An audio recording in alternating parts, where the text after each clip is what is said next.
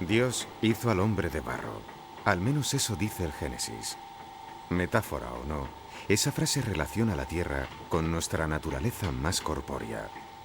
El hombre, a su vez, hizo con barro todo cuanto pudo, figuras, azulejos y cacharros tan útiles que sus modelos se han repetido durante miles de años. Pero con barro cocido, también hizo ladrillos, y con los ladrillos, ciudades. Con los ladrillos, escribió geometrías, dibujó estrellas, esculpió sueños, levantó torres. Todo lo que se puede hacer con ladrillo se hizo en este lugar. Y este lugar nació porque existe el ladrillo y la cerámica, y existe el hombre. Por eso aguanta, aunque algunos lo duden. Si el hombre existe, que es barro vivo, Teruel existe, porque es barro cocido. Ladrillos hacia el cielo.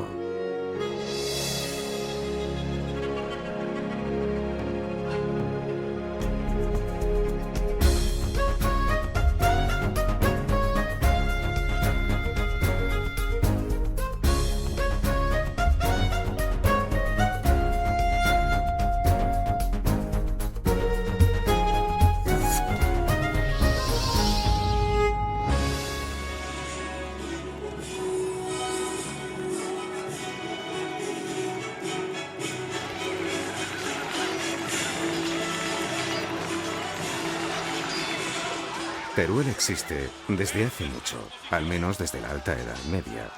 Disfrazarse de medievo es un juego colectivo de reafirmación ciudadana, una gran representación en la que participa toda la ciudad y cuya celebración no tiene más de 10 años.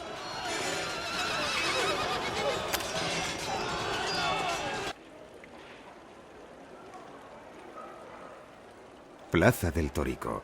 Plaza de estructura medieval, irregular, porticada para asegurar el comercio bajo el rigor de todos los climas. Todos los caminos van a Roma, y en Teruel todas las calles llevan al Torico, figura mínima, símbolo humilde, para muchos decepcionante y para otros suficiente. Vocablos afines: toro, turolense.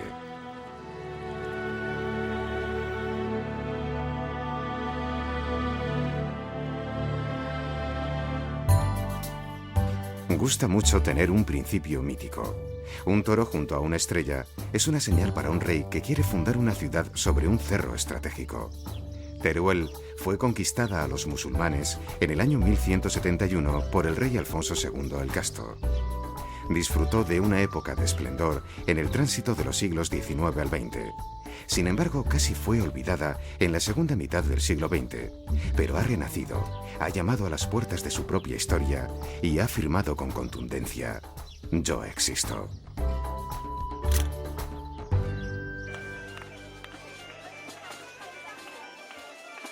La fiesta anual de las bodas de Isabel de Segura se conmemora en torno a San Valentín, Día de los Enamorados.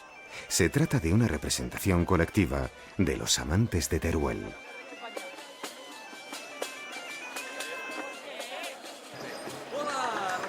La historia es esta. Dos jóvenes se enamoran, pero él es el segundón de la familia y no tiene recursos que ofrecer a su acaudalada dama. Pactan un plazo de 5 años para que él haga fortuna en las cruzadas. El plazo llega a término y el padre obliga al matrimonio de la chica. Justo entonces el joven llega de las cruzadas con fortuna suficiente. Ingenuo, cree que las campanas anuncian su llegada, pero no es así. Celebran la boda de su amada con otro. Te pongo este anillo en símbolo de nuestro amor.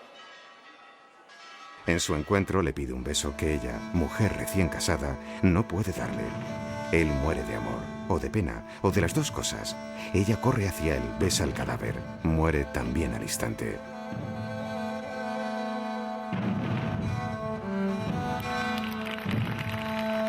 Y los entierran juntos, cuerpo con cuerpo, aquellos que en vida se amaron y no pudieron consumar su amor. La historia y la literatura están llenas de amores imposibles, rotos o trágicos. Cleopatra y Marco Antonio, Romeo y Julieta, Otelo y Desdémona, Calixto y Melibea. Al ser humano siempre le han conmovido este tipo de historias. La leyenda decía que los cuerpos de los amantes estaban enterrados en la iglesia de San Pedro, y la ciencia ha podido establecer rastros sólidos de su presencia. San Pedro da la impresión de una iglesia con aire bizantino, pero no lo es en absoluto. Fíjense lo que hace una buena capa de pintura. Imita el mármol, imita la madera, imita la sillería. Decoración modernista de intenciones caras y materiales pobres. La falsificación no corresponde a una impostura, sino a la escasez económica de la época y a un cierto descaro inocente.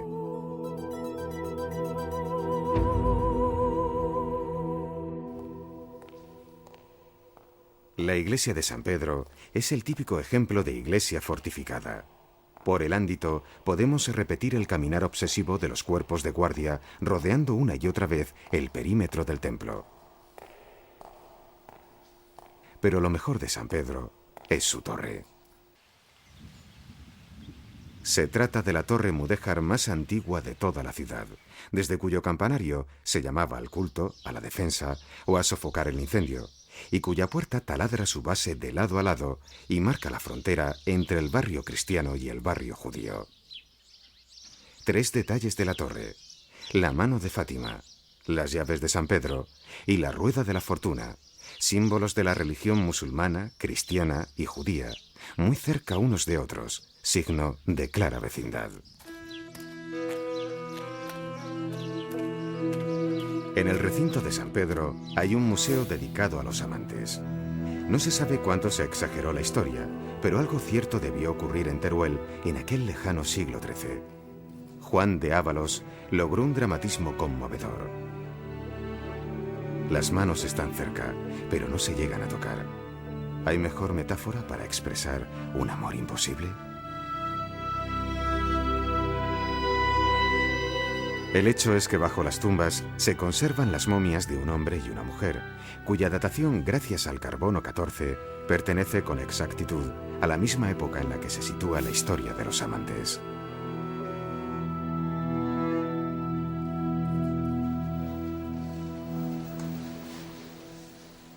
La Escuela de Arte trabaja a favor del empeño creativo de más de 100 jóvenes turolenses. Sus ilusiones, sus expectativas. Todo pasa por una formación que se mueve entre las disciplinas clásicas y el moderno diseño de productos.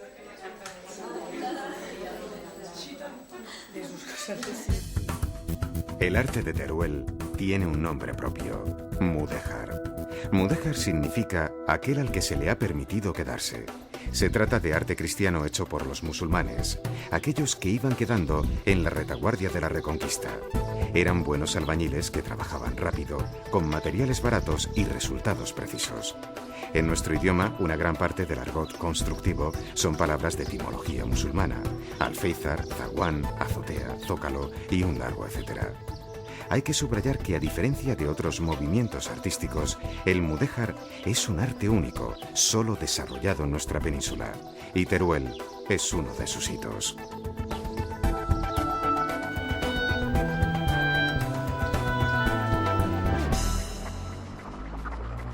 Al subir los escalones de la Torre del Salvador, la penumbra anuncia un espectáculo único e irrepetible.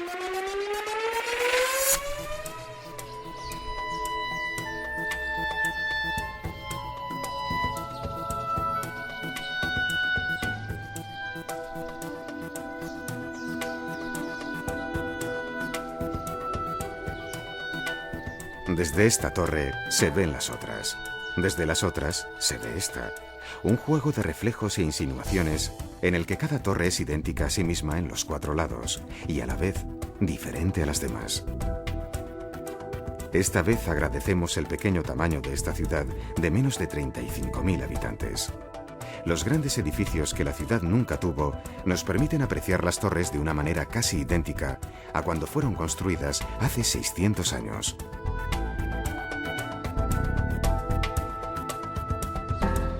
Curiosa aportación del mudéjar turolense, la cerámica. En ninguna otra ciudad mudéjar hay un empeño tan decisivo en el uso de la cerámica como elemento decorativo. Lo milagroso es que aún hoy se conserva esta tradición, poco rentable, que rebusca en los óxidos de manganeso los mismos verdes que utilizaron sus ancestros. Bajo la dramática amenaza de algunas importaciones muy competitivas, la cerámica turolense vacila entre la extinción y la supervivencia. La meritoria tozudez de algunos ceramistas también debería declararse Patrimonio de la Humanidad. Pero el mudéjar no se encuentra solo en los barros cocidos. Catedral de Santa María, nada grandiosa, casi del tamaño de una iglesia, pero custodia de un increíble tesoro.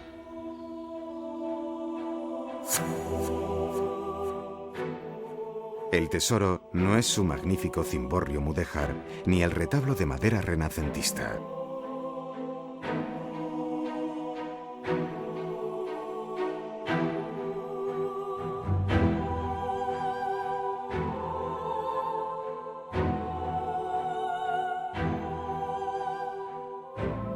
El tesoro de la Catedral de Santa María no está en su trabajada rejería. Para encontrarlo hay que levantar la vista y contemplar su techumbre.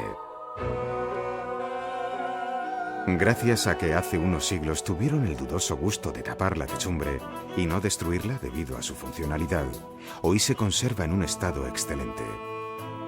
La techumbre es todo un relato de trazo almohade y narrativa cristiana. Es como un inmenso cuadro de 250 metros cuadrados que nos cuenta el Teruel del siglo XIII.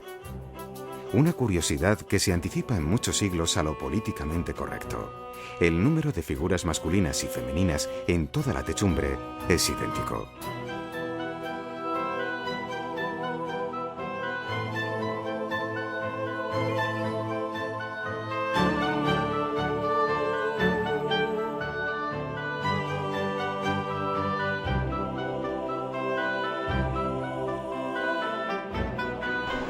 La autovía entre Zaragoza y Valencia acerca Teruel al siglo XXI. Antaño el tren era el único enlace de Teruel con el mundo. La llegada del ferrocarril supuso un gran impulso para el Teruel de principios del siglo XX. En la actualidad, un ascensor conecta la estación con la ciudad, pero a principios del siglo XX se construyó una poderosa escalinata que ascendía desde el nivel del ferrocarril hasta la plaza del Óvalo. La escalinata es todo un símbolo de aquella época.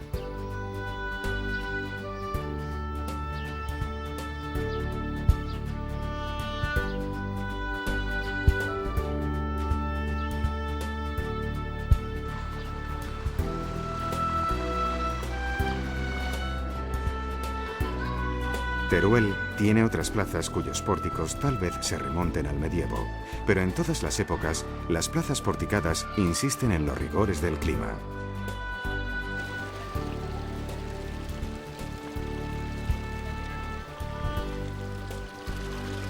El agua de la fuente nos recuerda que la lluvia que discurría por la plaza del Torico terminaba escurriendo en un aljibe que hoy es visitable, grandioso depósito de más de 7 metros de altura.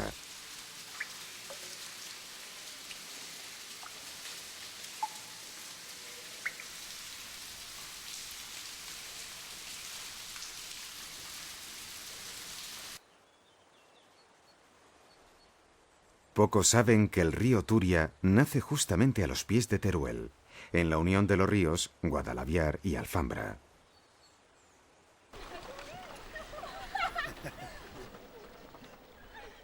El pantano, situado a pocos kilómetros de la ciudad, es la auténtica playa de Teruel.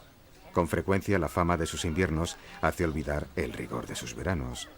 Los turolenses le sacan mucho partido a esta zona de expansión en la que el principal elemento es el agua, un bien muy apreciado desde siempre.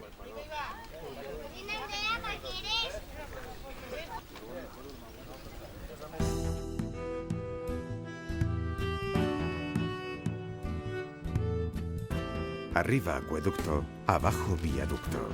Impresionante obra de ingeniería civil del siglo XVI que aún hoy sigue siendo útil.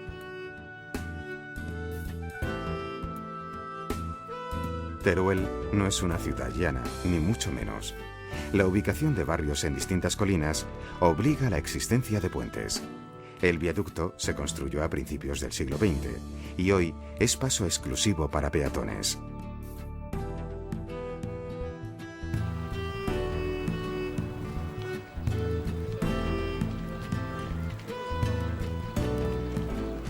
En paralelo paralelo otro puente más moderno, quizá no tan elegante como el antiguo acueducto, pero práctico y muy necesario.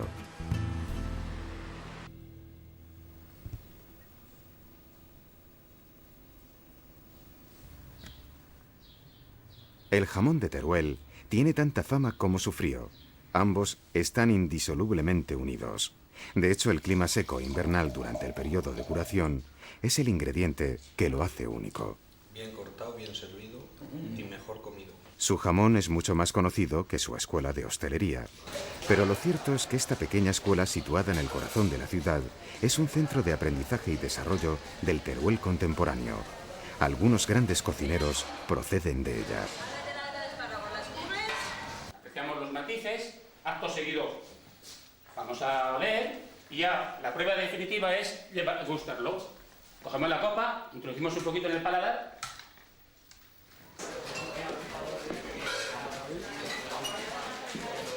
Para muchos, es una verdadera sorpresa que esta pequeña ciudad alterne sin problemas la comida tradicional y la cocina creativa en un viaje gastronómico de lo más suculento.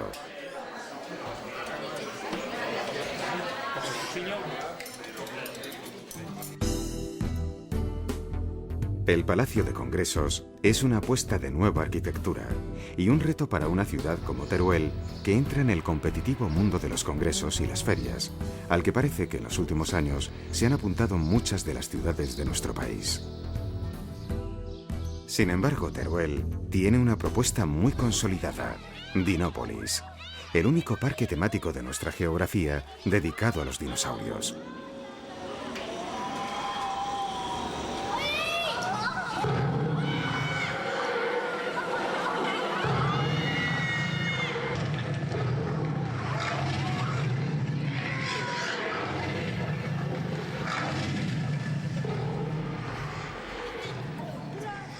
Dinópolis es un lugar de juego y aprendizaje, donde se alterna la investigación de los paleontólogos y sus aplicaciones museísticas con un mundo de cachivaches y atracciones que hacen las delicias de padres y niños.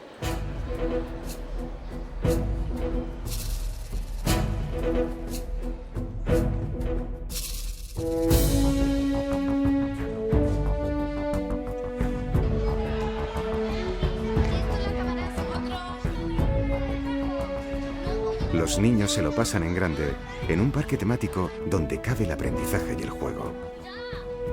No hay duda, aquí el protagonista es el Tiranosaurio Rex, un ser poderoso que centra la admiración de los niños de todas las edades. Contado así, de mayor todos querremos ser como el Tiranosaurio Rex.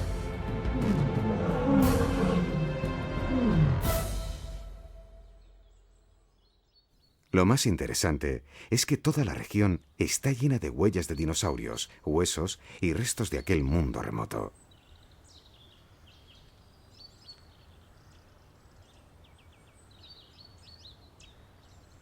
La provincia de Teruel también es rica en patrimonio prehistórico. En cuevas y abrigos de la zona es posible ver representaciones de animales que todavía corretean por campos cercanos.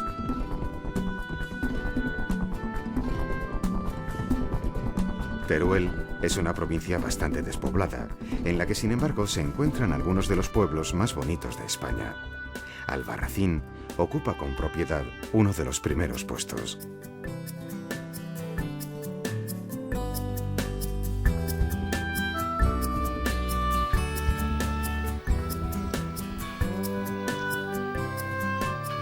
De Albarracín se podría contar mucho de su historia, crecida a los pies del río Guadalaviar, pero lo mejor es caminar por sus calles.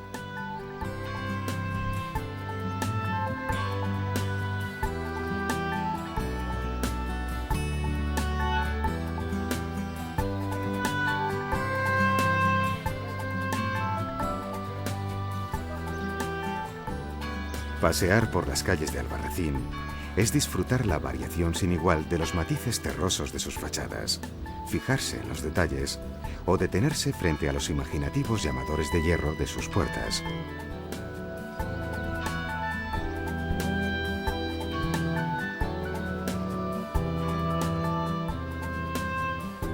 Muchos han oído hablar de Albarracín, pero muchos menos de Rubielos de Mora. Casas y palacios que se remontan a un pasado glorioso y que se han conservado gracias al respeto de sus habitantes hacia la arquitectura tradicional. Hay mucho ahorro personal invertido en estas piedras. Muchos oriundos que emigraron en el pasado recuperan el pueblo poco a poco.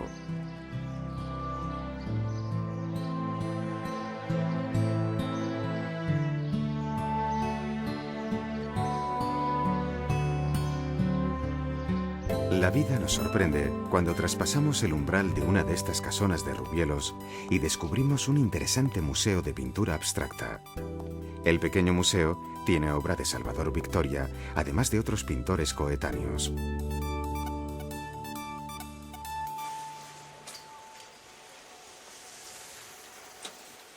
En Teruel, la nieve es un negocio reciente. La mejoría de las comunicaciones ayudan a que sus pistas sean lugar de aprendizaje de muchos valencianos, que viven al nivel del mar, pero en la cercana provincia de Teruel tienen el pueblo de mayor altitud de España, Valdelinares.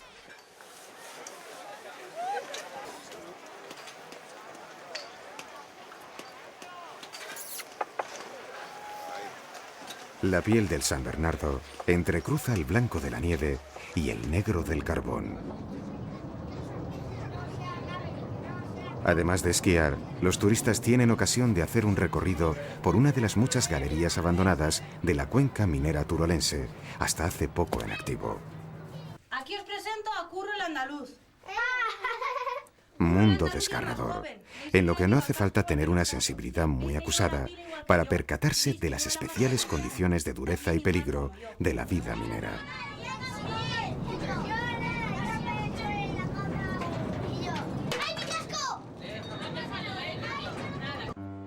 La minería fue uno de los motores que hizo rico el siglo XIX en Teruel.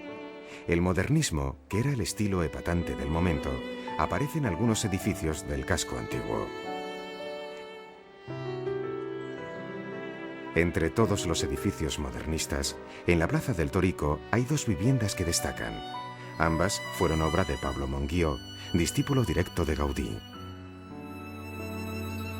El mundo vegetal desplegado en el trabajo de forja asciende por la fachada azul celeste.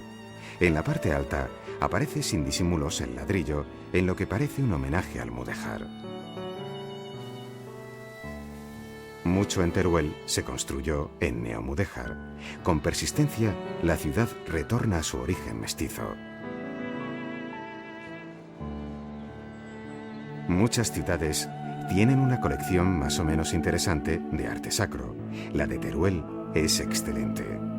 Ubicado en el Palacio Episcopal de finales del siglo XVI, posee una extensa colección de pintura, escultura, arte filipino y orfebrería.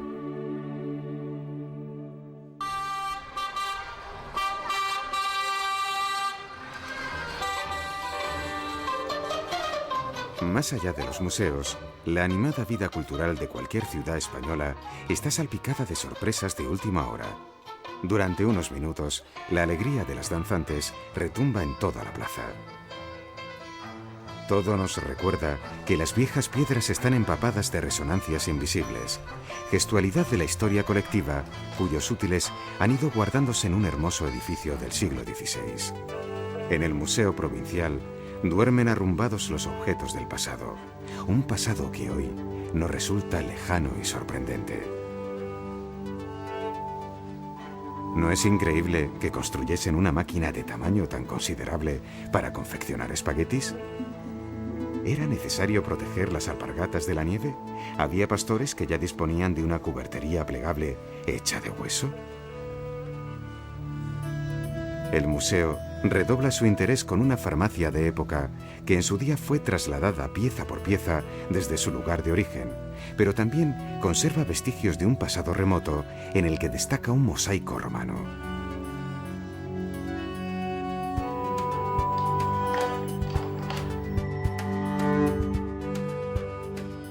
Estamos al final del viaje.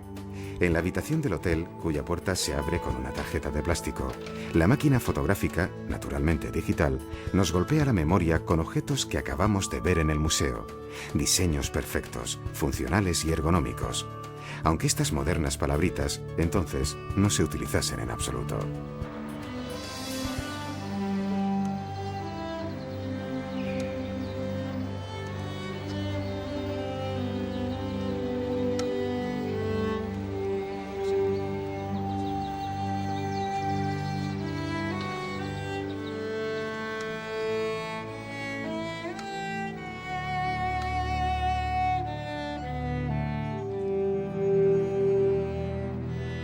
En un mundo donde casi todas las ciudades coronan sus plazas con estatuas inmensas o fuentes grandiosas, Teruel, tan alejada de las grandes rutas, muestra con sencillez su símbolo más preciado, el torico. A juzgar por la pequeña dimensión de este símbolo, a muchos nos parece que la humildad es una cualidad que tiene un tamaño inmenso, absolutamente inmenso, tal vez la más grandiosa de las cualidades humanas.